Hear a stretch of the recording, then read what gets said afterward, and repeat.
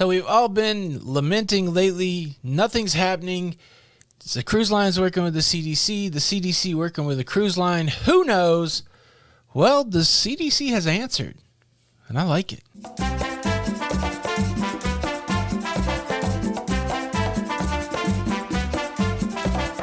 Hey, what's up, everybody? Welcome back to the Lido Loca Cruise Show. I'm your host, Tony. If you enjoy that cruising and travel content, please consider subscribing with the notification bell on. That way you don't miss out on any of the content. Well, a few days ago, the fine folks over there at Cruise Critic, Chris Faust, one of the managing editors, wrote an article entitled, "After Recent Cruise Line Suspension, What's Next?" And part of this article was asking the same question that we've all asked: what's going on between the cruise lines and the CDC? I've seen a lot of speculation around the way. I read an article in the New York Times last week that suggested the cruise lines wasn't doing enough. I read another article where a financial company suggested that the CDC wasn't doing enough. Well, Cruise Critic, they've got the swagger, they've got the pull where they can just send an email to the CDC and get a response. So this is what really jumped out at me in the article was the response from the CDC. They reached out, and CDC made the following statements to Cruise Critic in an email. The CDC supports the decision of CLIA to voluntarily extend the suspension of operations for passenger cruise ship travel.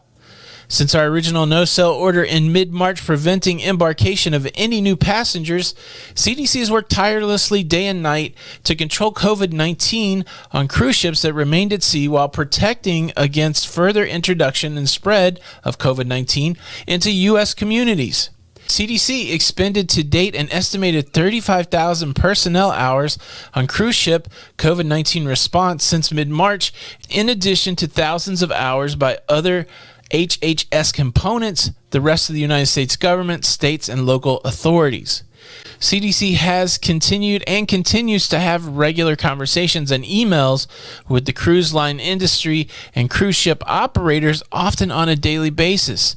As we work to review response plans submitted by the cruise lines to the CDC under the no-sail order, CDC will continue to evaluate and update our recommendation as the situation evolves. There is a lot of meat on this bone to chew. The first bit of it is that the CDC has worked with the cruise lines dealing with COVID patients, dealing with people on board that have the virus. This includes guests and crew. There are cruise ships right now that have crew members that are sick on board, and the CDC stays in touch. Their priority, obviously, making sure that the spread does not come into U.S. cities, and so that's what we've seen. There were rules that came out early on where the CDC wouldn't allow the transferring of crew back home through commercial airlines. There's been a lot of work going on, so that's not a surprise. The number, 35,000, that's a lot of personnel hours. It's kind of funny. When I used to manage IT teams, I had to make people fill out tickets. I had to make people who needed IT services fill out tickets. I had to make the people who fulfilled those tickets, who provided IT services fill out tickets.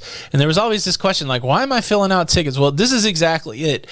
Even when I worked in corporate America, there was always some sort of reckoning. How many hours have you spent on this project? What are you doing to justify your existence? What can you do to prove to me that you are essential?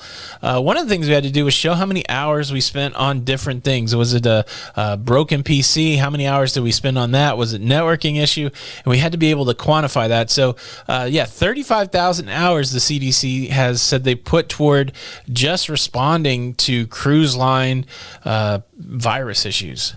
That's a lot. But the thing that they said beyond that is what is exciting. We've all had that question. Well, we know that the CDC is the gatekeeper, and are they given any hints? Are they working with the cruise line to get anything done? It hasn't been apparent from the outside looking in. Well, here definitively they've said to Cruise Critic, we are working with the cruise line.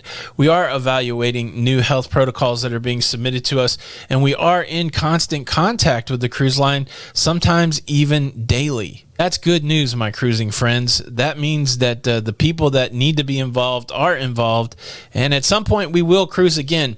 Now, the extenuating circumstances of what's going on in the world right now, especially in the United States, with an increase of COVID cases, more things shutting down again, and not a really clear finish line in sight for this thing, I mean, what are we going to do?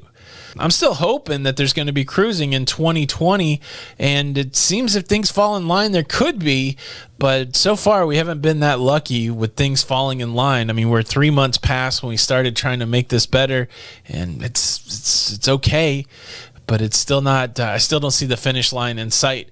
So I don't know. But the thing that does encourage me today is that the CDC working with the cruise lines working with the CDC. So when a moment in time comes where it is time to cruise again, at least the people that are making the decisions are ready to do it. I was starting to get shell-shocked there, worried about nobody was talking to anybody, but it does seem like they are. So how does this information hit you? Does it at least give you some hope about cruising? At least the powers that be are working together?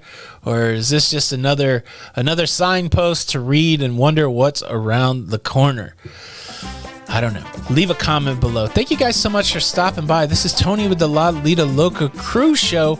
Lots of cruise announcements today. Let me recommend these 2 videos to you. Please show your support by hitting the like button. And until the next time, we'll see you on the Lido. Bye.